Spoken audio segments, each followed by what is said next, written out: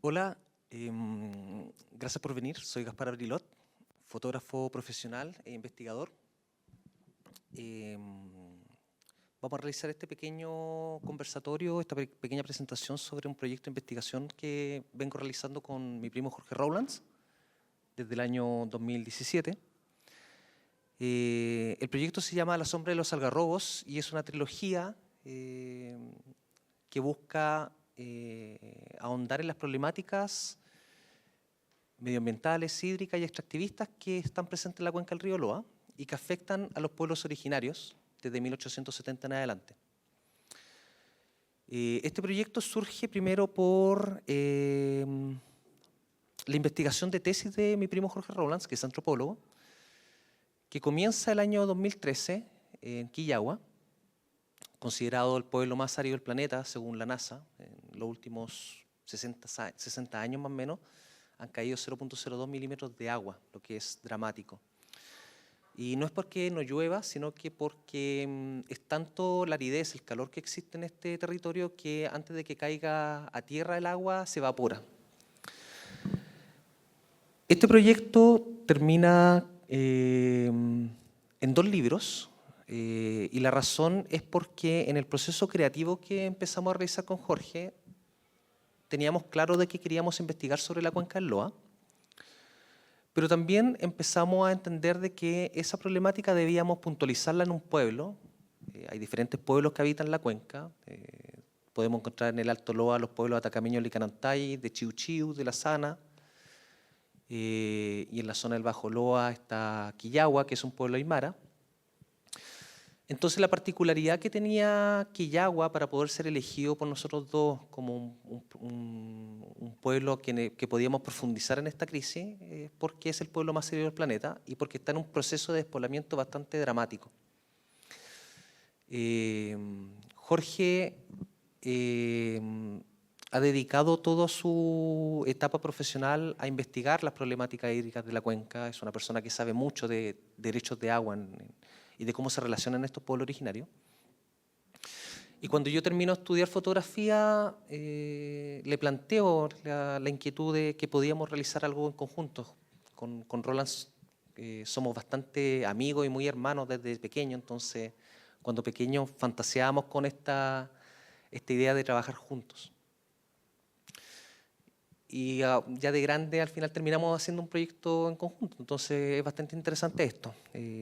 Yo venía saliendo del 2015 de fotografía y ahí le planteo, oye, tú tenías esta investigación, vamos a dar una vuelta al Loa, vamos con cámara, veamos lo que hay, juguémosla. Entonces el 2017 partimos a la cuenca del Loa, tomamos un avión, compramos 10 rollos de película, este proyecto lo hicimos con cámara analógica, entonces 10 rollos son poquitas fotos, cada cámara, cada rollo me permite 10 fotografías, entonces teníamos que ser súper operativos en cómo íbamos a trabajar este territorio, que es bastante extenso. El río Loa es el río más largo de Chile, con 440 kilómetros de extensión, es el segundo más largo de América Latina. Entonces es un río que tiene una importancia vital dentro del ecosistema y las relaciones sociales de estos pueblos que la habitan. Entonces también es un río limítrofe. Si nosotros nos vamos a algo más histórico, podemos entender de que desde 1500 a.C. es habitado por pueblos originarios. Desde 1500 es habitado por la colonia española. En 1800 viene el conflicto limítrofe con Bolivia y Perú. Y desde 1870, 1886 más o menos, este territorio pasa a manos del Estado chileno. Entonces, los conflictos territoriales a nivel de Estado son variados. Entonces, la primera idea que nosotros teníamos era recorrer este río, revisar cuáles eran las problemáticas que impactaban en estos pueblos. Pero claro, en el camino nos fuimos dando cuenta de que teníamos que puntualizar, entonces fuimos trabajando en paralelo 2 proyectos. Cuando Quillagua era Quillagua y A la sombra de los algarrobos. Acá podemos ver la publicación que va dando cuenta de esta narrativa del proyecto. Y nos parecía muy interesante empezar a revisar una visualidad que albergara los retratos, el paisaje, el entorno y el territorio de esta cuenca. Dentro de los procesos creativos que nosotros tuvimos, y que en el fondo nos compete hoy día con el tema del archivo, para poder dar cuenta de una problemática nosotros tenemos que ir a las fuentes, para que no se quede simplemente en la visualidad de la fotografía. Entonces, conversando con Jorge Gronemeyer, que es el editor de nuestro proyecto, establecimos un plan de acción que por un lado tenía que ver con hacer una carta GAN, un mapa que puntualizara de manera geográfica cada uno de los hitos que nosotros íbamos a trabajar, pero también buscaba realizar un trabajo de archivo, de desclasificación de documentos y un trabajo de revisión de prensa en la Biblioteca Nacional. Entonces empezamos a desarchivar todo este material de prensa desde 1870 para ir dándonos cuenta de cuáles eran las problemáticas que existían en la cuenca del río Loa. Y una de las cosas particulares que nos pasó es que nos dimos cuenta de que casi todos los conflictos territoriales, no solamente en la cuenca, sino que si hablamos de Chile, son problemáticas cíclicas. Por poner un ejemplo, se entuba el río Salado, por poner un ejemplo, 200 niños mueren en Antofagasta por arsénico, porque el río Salado tiene una alta carga de arsénico y en esa época no se tenía mucha cuenta del pH del agua, de la salinidad o de los minerales que pueden contener. Eso fue un conflicto real. 200 niños fallecieron en Antofagasta por una intoxicación por arsénico, por haber entubado un río que no tenía las condiciones adecuadas para ser potable.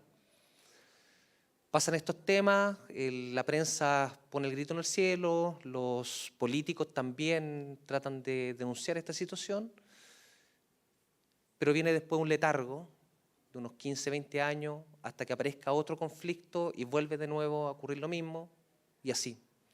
Entonces nos dábamos cuenta de que era muy poco lo que se estaba haciendo con respecto a una responsabilidad medioambiental a nivel de Estado. Desde 1968 que Naciones Unidas viene advirtiendo a Chile de la desregularización que tiene la minería, este desorden que tiene la minería con respecto a la extracción de agua. Entonces, toda esta información rescatada en prensa nos permitía a nosotros generar una narrativa responsable con respecto a la situación que le afectaba a estos pueblos originarios. Y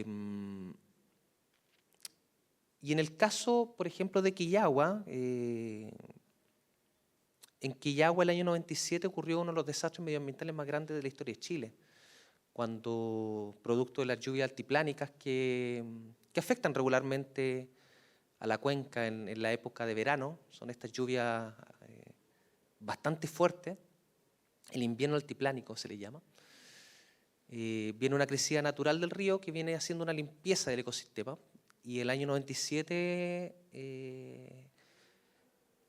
relaves mineros cayeron en el río Loa. El río Loa tiene la particularidad que viene a ser un río de napas subterránea. Entonces, terminó impactando en el tranque Sloman, un tranque que está distante 30 kilómetros de Quillagua. Y este tranque, que albergaba durante 70 años mucho sedimento, mucho mineral, santato, detergente industrial, etcétera, pasan este muro y empiezan a contaminar todo el territorio. Y ese es el gran problema que ocurre en la cuenca, y para eso nosotros empezamos a desclasificar archivos por ley de transparencia, ¿ya? Creemos que una manera interesante de poder desarrollar proyectos de esta envergadura es ocupar el archivo, ocupar la prensa, ocupar el álbum familiar, por decir un ejemplo, que vaya complementando de manera interdisciplinaria estos proyectos autorales. Entonces, una vez que nosotros hacemos este proyecto fotográfico que nos tomó 3 viajes, fue bastante rápido el proceso de registro fotográfico, viene toda la parte de empezar a editar el material. Y ahí entra la función del editor, que en este caso es Jorge Gronemeyer, que nos da las ideas necesarias para poder generar esta narrativa. Entonces, por ejemplo, este video que estamos viendo del primer libro, A la sombra de los algarrobos, tiene diferentes ejercicios editoriales que a nosotros nos parecen fascinantes, entre ellos este juego entre el retrato que nosotros realizamos y una fotografía de la textura de los pisos hidrográficos en donde se situaba cada persona que era retratada. Pero tenía la particularidad de que el retrato llegaba hasta el límite donde se guillotinaba la hoja para dar cuenta de la textura que venía posterior. Entonces se generaba un contraste bastante interesante que en la narrativa nos permitía establecer cómo, vuelvo a repetir, los pisos hidrográficos iban siendo contaminados a medida que el río bajaba. Y el otro ejercicio que decidimos realizar fue incluir el río dentro de este libro, pero que el río fuera fluyendo de página en página. Entonces, si ustedes se fijan cuando corresponda, lo voy a poner acá, las fotografías van pasando al reverso de la página. Entonces la percepción retiniana completa la imagen. El río no se corta, el río va fluyendo a través de las páginas. Entonces, estos son pequeños juegos editoriales que nos permiten dar cuenta de las complejidades que tiene el río a medida que va bajando. ¿Ya? Voy a poner el otro libro para que lo vayamos viendo, porque si bien los dos libros son iguales en el cascarón, en lo que comprende el diseño del libro, por dentro son diferentes, tienen otro tipo de composición visual. ¿Ya? En el libro de Quillagua nosotros teníamos que empezar a integrar al pueblo que vaya contando su historia. En el libro azul, A la sombra de los algarrobos, somos Jorge y yo los que hacemos el proceso de investigación y le narramos al espectador este proyecto, pero en el libro de Quillagua era la gente de Quillagua la que empezaba a narrar con sus propias voces a través de registros de grabaciones que hicimos como modo focus group. Nos reuníamos en diferentes tardes y ellos nos iban contando la historia de este pueblo. Cuando Quillagua era Quillagua, viene de una frase común que tiene la gente del pueblo que habla de la época de esplendor, cuando te empiezan a contar una historia y te dicen, por ejemplo, no, en los años 60 nosotros cosechábamos y en las tardes nos arrancábamos al río a bañarnos y disfrutábamos y hacíamos chaya con el agua. Pero no, pues eso es cuando Quillagua era Quillagua. Es cuando el río traía agua. Cuando todas sus actividades sociales estaban vinculadas al agua. Entonces, cuando Quillagua era Quillagua es una frase que los ancianos vienen a contar cuando te están narrando historias. Y como podemos ver, mantiene una gran cantidad de documentación del archivo del álbum familiar de la gente de Quillagua, con la cual va generando esta narración. Es un libro bastante doloroso en su narrativa, pero al mismo tiempo es bastante poético. Por ejemplo, esta imagen que tengo acá, la decisión de ocupar este archivo de manera facsimilar, esta Polaroid, se arrastra del tiempo en que a mí me mostraron estas fotografías por primera vez, cuando yo me sentí realmente parte ya de la comunidad. La gente llegó con su cajita a mostrármela. Y en el libro azul aparece la foto de cuando yo estoy tomando esa Polaroid. Entonces quisimos hacer este guiño que trate de lograr el efecto en el espectador que sea el mismo sentimiento que tuve yo cuando a mí me mostraron la fotografía por primera vez. Y este libro también contiene este material de desclasificación de prensa y de archivo que dan cuenta de que esta contaminación que ocurrió en el 97 y que posteriormente en el 2000 hubo una segunda contaminación que termina por aniquilar al pueblo, puede dar luces de que esa contaminación pudo haber sido evitada. Hay ciertos documentos que nosotros rescatamos, porque el tranque Sloman es un tranque declarado monumento nacional por el Estado, entonces hay una carpeta de investigación. Y hay ciertos documentos en los años 70 en que se le dice al dueño que limpie ese tranque. ¿Ya? Imagínense que durante 70 años este tranque que tiene 40 metros de altura va recibiendo todo este sedimento, barro, detergente, santato, y que una lluvia estival hace que todo este fango pase para el otro lado. Si no mal recuerdo, creo que de estos 40 metros de muro, 35 era de puro fango, acumulado en 70 años. Entonces habían solamente 5 metros de agua. Entonces, claro, son contaminaciones que quizás pudieron ser evitadas. Y una de las cosas interesantes que nos pasó con este proyecto, porque la idea inicial que nosotros teníamos al comenzar era simplemente hacer un recorrido del río y documentar. Después aparece esta idea de profundizar en Quillagua. Y es porque el territorio te va hablando. Cuando uno empieza a hacer este tipo de proyectos, se te van abriendo puertas que tú no las tienes visibles. El territorio te va hablando, la gente te va contando historias, van apareciendo más anécdotas. Terminamos de hacer estos dos proyectos que terminan en esta publicación. Y cuando estábamos en el proceso de edición de estos dos libros, conversando con Damir Galaz Mandakovic, que es un historiador de Tocopilla, que escribe, por lo demás, un texto bastante interesante que está en el libro de Quillagua, un texto que habla de la historia de Quillagua desde 1870 hasta 1970, con documentos desclasificados que encontró Damir en la basura del municipio de María Elena. Eran mucho material que iba a ser destruido y Damir por casualidad los encontró y por fortuna pudieron ser revisados para ser incluidos en este libro. Damir nos contaba la historia de un edificio que había sido construido en Hamburgo con plata del salitre. Ahí empezamos a averiguar un poco que este empresario alemán, Henry Sloman, que había sido el que había construido el tranque Sloman para abastecer de energía eléctrica a las oficinas circundantes de Pampa del Toco, que es este tranque donde ocurre esta contaminación en Quillagua. Henry Sloman, cuando vende en la década del 20 sus oficinas salitreras, con los excedentes de sus ganancias, construye el edificio Chile House en Hamburgo, un edificio que es patrimonio de la humanidad. Las riquezas que se generan en Pampa del Toco, donde Quillagua, que era este pueblo donde era este gran oasis del desierto, donde todas las comunidades que iban de norte a sur o de mar a cordillera pasaban por Quillagua, en la época de las oficinas salitreras, Quillagua se transforma en el pueblo abastecedor de provisiones de estas salitreras. Entonces es interesante que este personaje, que era un cerrajero de Alemania, que viene a aventurarse en el desierto de Atacama y empieza como administrador de una oficina de otros alemanes, en 5 años abre su primera oficina salitrera, llamada Rica Aventura. Los nombres de sus oficinas salitreras son bastante interesantes. Su primera, Rica Aventura; la segunda oficina es Buena Esperanza; la tercera es Prosperidad; la cuarta es Grutas y la quinta es Empresa.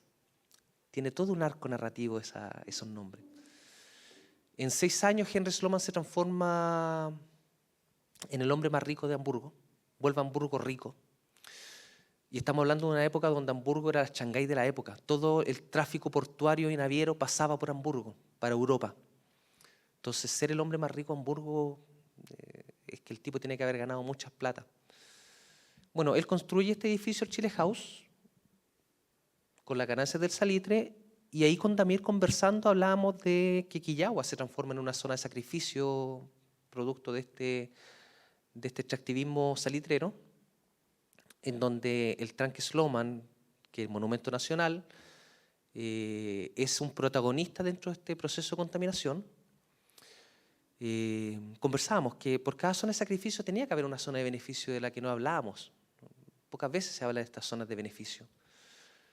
Entonces ahí empezamos a establecer de que, pucha, si con Jorge estábamos trabajando las problemáticas hídricas, medioambientales y extractivistas de la cuenca y que afectaba a un pueblo en particular, ¿por qué no hablábamos de los flujos de capitales? ¿Por qué no terminábamos de hacer una trilogía de investigación que diera toda esta vuelta y completara la historia de la cuenca del Loa desde 1870 en adelante? Entonces ahí surge, voy a sacar esto para poner las imágenes de el proyecto que estamos empezando a trabajar ahora, que vendría siendo el tercer capítulo. Permiso.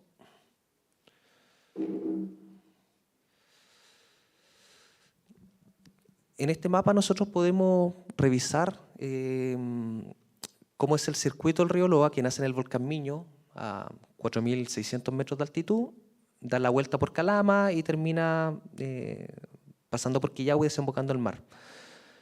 Pero lo que nos compete en el tercer capítulo que estamos realizando con Jorge, que habla sobre estos flujos de capitales,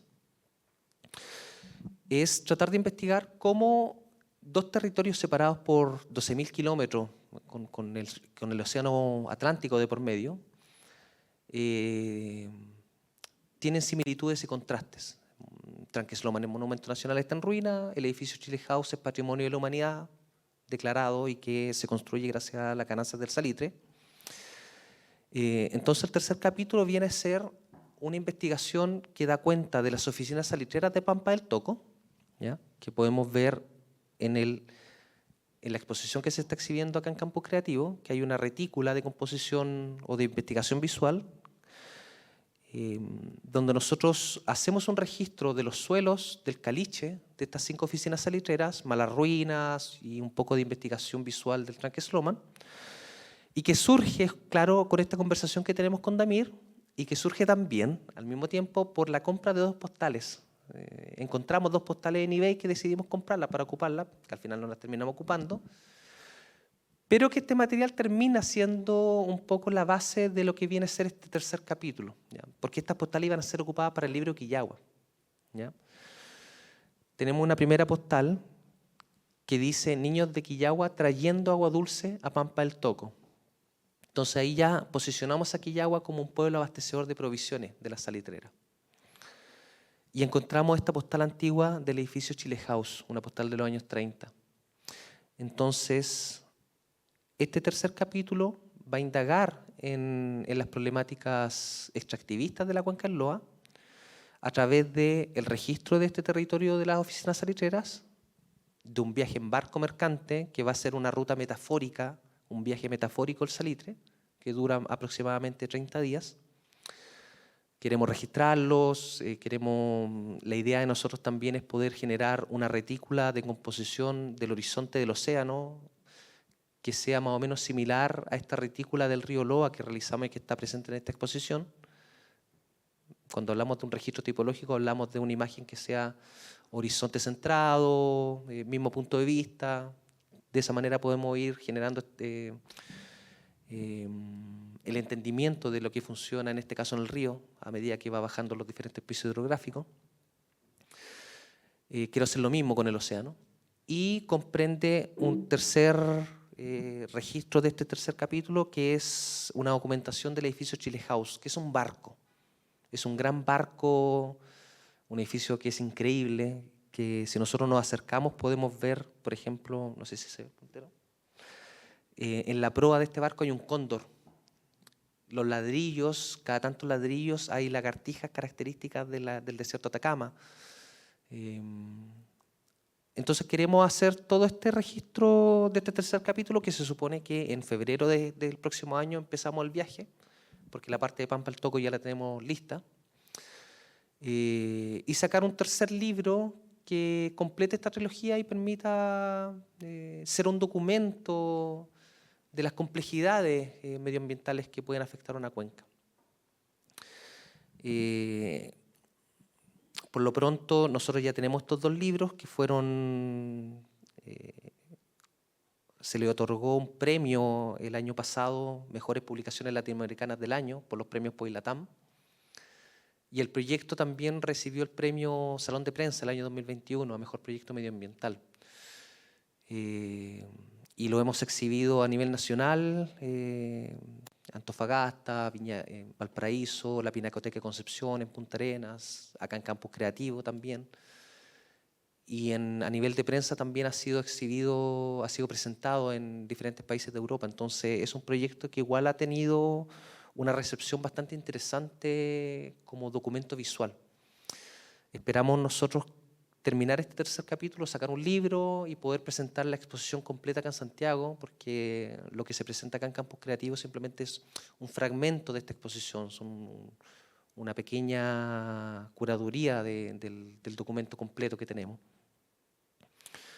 Entonces estamos bastante agradecidos con la recepción que tuvo acá en Campus Creativo con los estudiantes, principalmente, porque al ser un espacio de tránsito, cumple esta función de presentar investigaciones para que los estudiantes puedan recibirlas y puedan entender también de que se pueden contar historias en todo ámbito de cosas y más principalmente si utilizamos archivos, no solamente imagen fija o imagen fotográfica. La prensa puede servir como un elemento curatorial dentro de una obra, los archivos, las fotografías de la familiar, etc. Entonces espero que más o menos se dé cuenta, que haya podido dar cuenta de este proyecto y sus complejidades y estoy bastante agradecido de que estén presentes acá en esta pequeña charla. Gracias.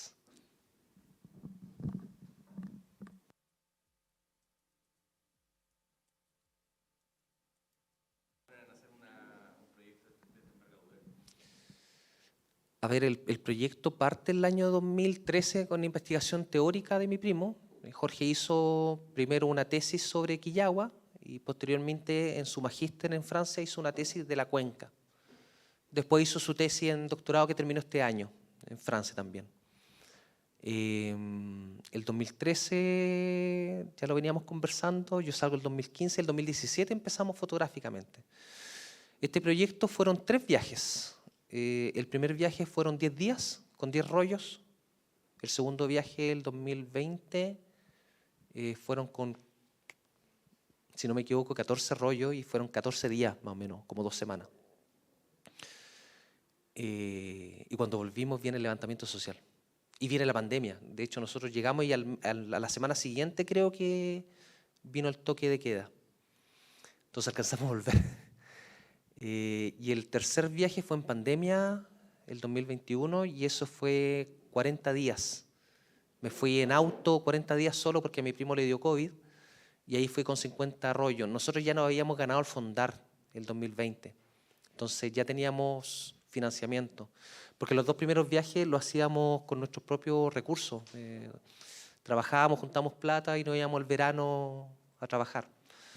Entonces, fotográficamente es bastante rápido. Me he dado cuenta que yo soy bastante rápido en fotografiar, pero esa rapidez viene primero de mucha conversación previa. Hay harta reflexión, me leí las tesis de mi primo, conversé mucho con Gronemeyer, veo muchos referentes, compro libros de algunos fotógrafos que averiguo si es que han hecho un trabajo similar, como para entender cómo lo resuelven. Entonces, el registro fotográfico es rápido, pero el proceso previo y posterior es largo.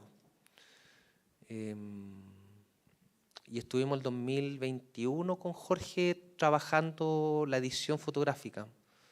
Que también el proceso, si no me acuerdo mal, con Jorge Gronemeyer, el libro azul, A la sombra de los algarrobos, creo que lo resolvimos en dos sesiones. Fuimos primero a presentar la fotografía que teníamos, le dimos un orden y después yo resuelvo un par de cosas más y lo presentamos y lo cerramos. El libro de Quillagua tomó una decisión un poco más larga porque el 2020, cuando ya más o menos teníamos el libro de Quillagua y el libro los 2 proyectos los teníamos armados, yo me estaba dando cuenta que el de Quillagua era muy similar fotográficamente. Entonces, el 2021 fui a hacer de nuevo todas las fotografías de Quillagua. Y eso me tomó, yo creo, 1 mes y medio resolver la narrativa. Entonces, son hartos años, pero en realidad en los procesos fue bastante corto. Sí.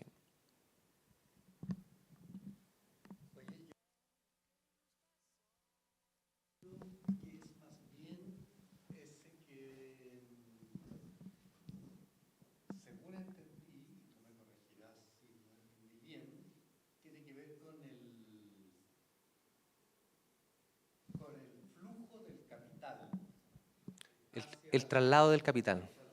Sí. Sí.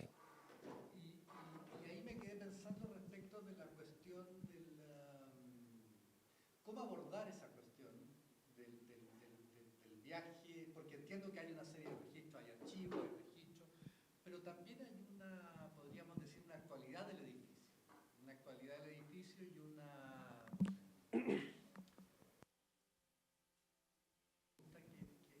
que no se puede responder, ¿cachai? Porque la pregunta sería cómo el edificio hoy se hace cargo de un pasado que bajo las perspectivas de hoy carga una culpa, digamos, ¿cachai? O carga al menos una... O sea, ese edificio es simétricamente o inversamente proporcional al estado de Quillagua, en términos. Sí. Estoy diciendo como... Entonces, ¿cómo abordar esa cuestión? Si lo tienen pensado, si está en el ámbito de la investigación. Porque yo mientras tú contabas pensaba que este es un libro, una exposición que debería mostrarse allí y si no, por último, proyectarse sobre ese edificio. Porque en el fondo son como juntar los dos tiempos que no logran nunca, o más bien que son revelados cuando se juntan. Sí, qué interesante eso que planteáis. No me lo había puesto en el papel. El tema del tiempo, de esta distancia. El edificio Chile House este año cumple 100 años y ya se están haciendo muchas exposiciones en Alemania. De hecho, creo que hay 3 exposiciones que se van a hacer este año. A nosotros nos invitaron, pero yo decliné la oferta porque yo todavía no tengo resuelto esto.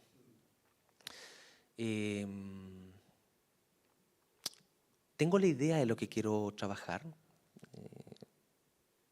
Una de las cosas que a mí me pasa es que necesito tener todo el material disponible para poder ahí recién pensar cómo le voy a dar cuerpo a esta narrativa. Tengo las ideas iniciales, pero por ejemplo, esta idea que tú me decías de cómo generar este contraste de tiempo, claro, habían de repente conversaciones con Grone que yo le decía, pucha, me encantaría encontrar un departamento dentro de este edificio que conserve la estética del año de construcción. Porque yo tengo muchas fotos del interior del Tranque Sloman, de la sala de las maquinarias, etc. Entonces, sería interesante generar esto opuesto. Hay una visión muy romántica con respecto a la figura de Henry Sloman y principalmente de este edificio, ¿ya? Que el Getty Institute, por ejemplo, está tratando de darle una vuelta a través de discusiones más postcolonialistas, ¿ya? De generar un poco esta responsabilidad del colonialismo alemán en el territorio. Yo estoy en conversaciones ya con Irmelin Sloman, que es la bisnieta de Henry Sloman, y también conversé con el nieto de Henry Sloman, el padre de Irmelin, que es economista, y me comentaba que él trató de hacer los cálculos de las ganancias de su abuelo y no le dieron los números. Entonces ya tiene que haber ganado mucha plata. Irmelin Sloman también es una persona que tiene una visión súper cándida del edificio y de su abuelo. Y está bien. Pero este edificio igual es bien complejo. Los hijos de Henry Sloman que se hicieron cargo de este edificio también fueron parte de la maquinaria nazi. En este edificio también estuvieron la oficina de una empresa que fabricaba y diseñaba los gases con los que se mataba a la gente en Auschwitz. Y hay una placa en el edificio, aparece eso. Está el Instituto Cervantes hoy día ahí. Creo que estuvo la embajada o el consulado de Chile en algún momento también dentro de este edificio. Entonces, yo creo que a medida que vaya investigando, en algún momento voy a tener que sentarme a revisar los archivos y ahí vamos a generar el contraste. Yo creo que el desafío acá es tratar de hacer un tercer libro que le haga el peso a estos dos, porque no fue bien con estos dos, fueron elegidos mejores libros de Iberoamérica y eso tiene que ver con la responsabilidad de Gronemeyer, Damir Galás, la gente de Quillagua, todos los que nos cooperaron con sus opiniones. Entonces tenemos que hacer un tercer libro que más o menos le haga el peso. Entonces yo quiero ser bastante responsable también en tener todo este material disponible para poder generar una narrativa. Porque a mí también no me gusta mucho el panfleto, de decir, esto es lo que pasa. No. Vamos sacando todos cuenta, pequeñas reflexiones, porque por ejemplo esta reflexión que tú me dices me parece súper interesante y no me la había planteado. Creo que Cortázar dijo una vez en una entrevista, estaba hablando sobre un libro y un periodista le hace una reflexión y Cortázar le responde, no lo había visto de esa manera, pero sí, es verdad. Puede ir por ahí la línea. Creo que tengo que buscar mucho material de archivo. Ando buscando una ley de exención de impuestos que se le otorgó a Henry Sloman, el Estado chileno. Claro, no pagaba impuestos, y se le llamó coloquialmente la ley Sloman, y ando buscando ese documento. Tengo que ponerme en campaña a buscarlo. Ver material de archivo, prensa, algún material de prensa de las oficinas salitreras, y cuando tenga más o menos toda esta información, yo creo que ahí vamos a empezar a generar el guión. Pero creo que va a ir por ahí, creo que va por el generar este contraste de estos dos territorios que están unidos por esta figura de un magnate alemán. Yo tengo otra pregunta. Es más bien acerca del proceso creativo que tú tienes, en el sentido, quizás tienes ideas preconcebidas para llegar a un lugar y fotografiar. Pero ¿qué es lo que te pasaba a ti al enfrentarte a este escenario?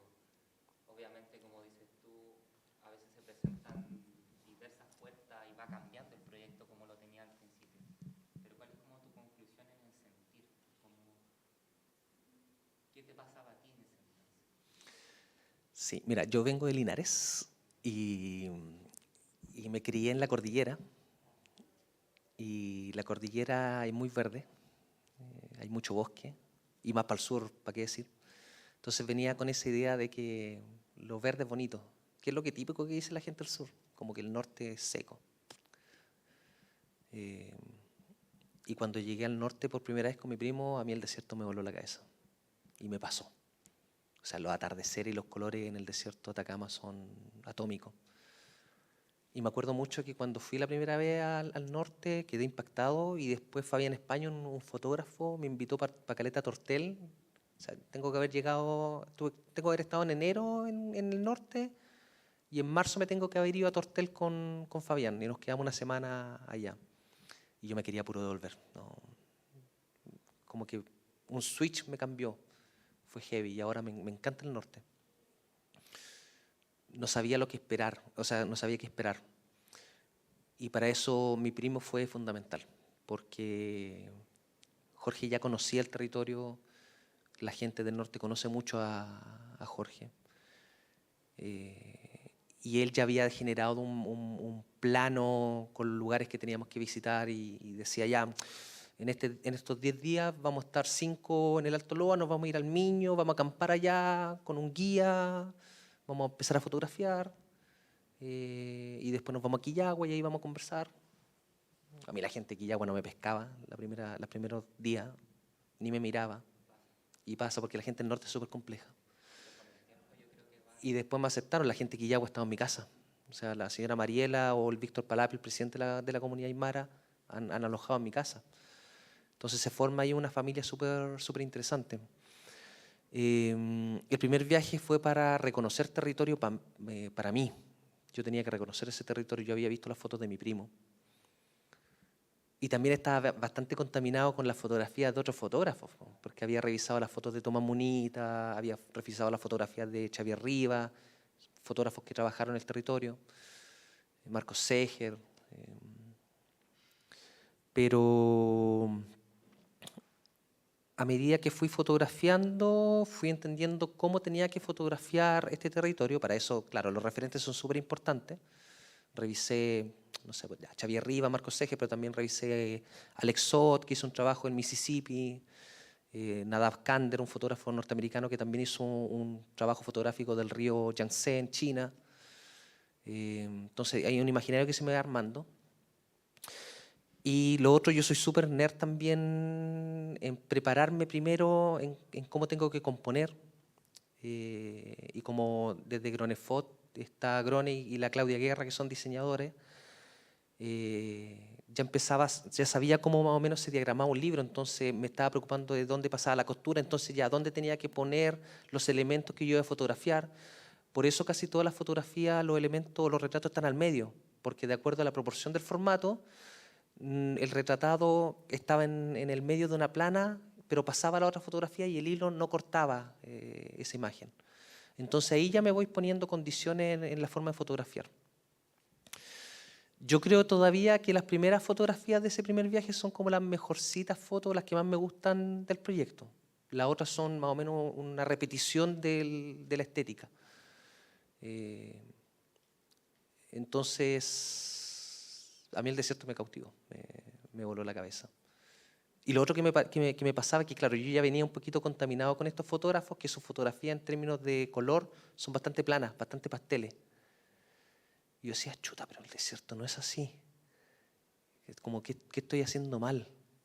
Y para mí el desierto es puro color, a pesar de que es seco, pero los verdes son muy verdes, hay mucho amarillo, el cielo es atómicamente celeste. Y en el último viaje vine como a confirmar eso. Porque, por ejemplo, había unas fotografías que estaba trabajando y eran magenta el terreno, el suelo. Y yo decía, chuta, pero ¿por qué me sale este color? Y en el último viaje fui de nuevo a esa zona y el terreno era magenta. O sea, yo me especializo en color también, entonces esas eran inquietudes que me pasaban. Entonces, claro, los otros fotógrafos tienen su estética autora, por así decirlo, pero que no corresponde realmente a lo que es el desierto. Entonces yo necesitaba ser súper fiel a lo que el desierto me entregaba. Y también para separarme un poco de ellos. Es como las decisiones en términos de color de un colorista en una película, que es otro color. Yo decidí mantener los colores del desierto. Eso, no sé si respondí la pregunta. ¿Sí? ¿Sí? ¿Alguna otra pregunta? Muchas gracias por venir. Gracias. Ah, gracias.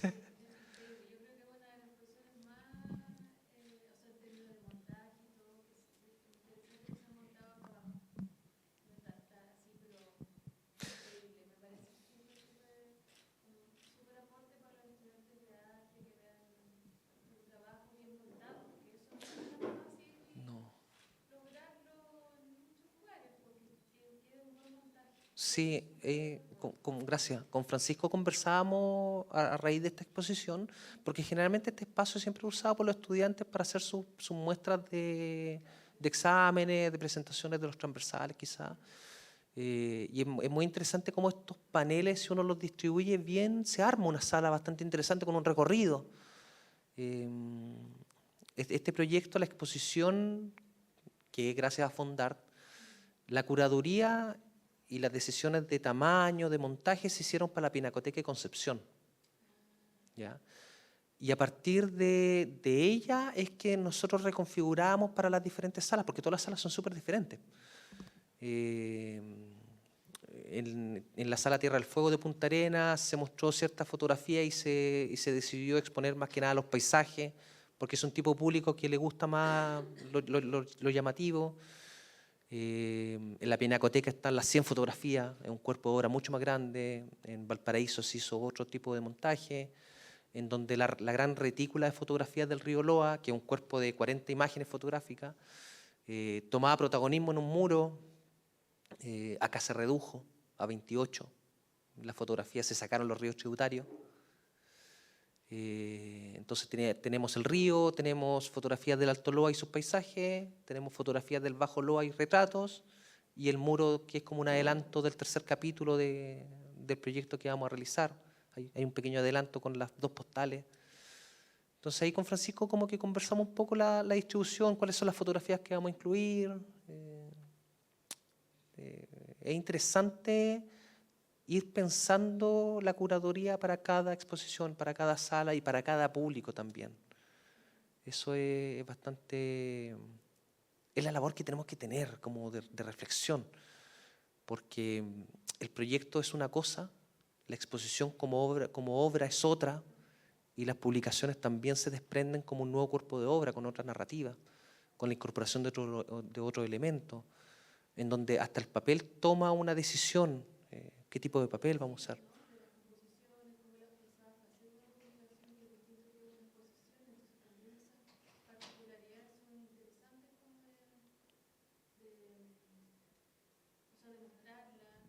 Sí.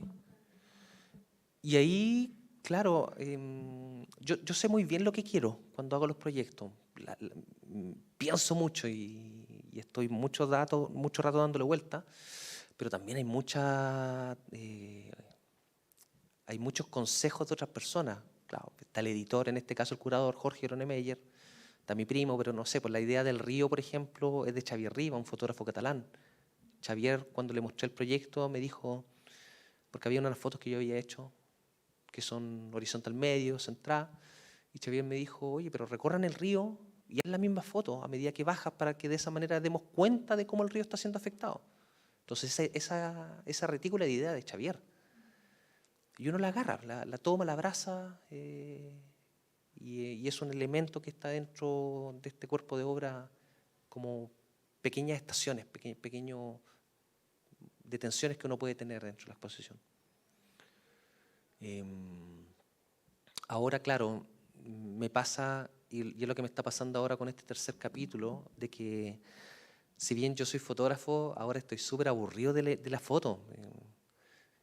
Hice un magíster de investigación y creación de la imagen, y ahí nos empezaron a enseñar muchos referentes y nuevas formas de instalación interdisciplinaria. Entonces, vi la exposición de Alfredo Yar, que estuvo en el Bella Arte hace poco, y me voló la cabeza. Entonces quiero ir para otro lado, como que la foto ya me es insuficiente. Quizás trabajar con imagen de video, trabajar con elementos escultóricos.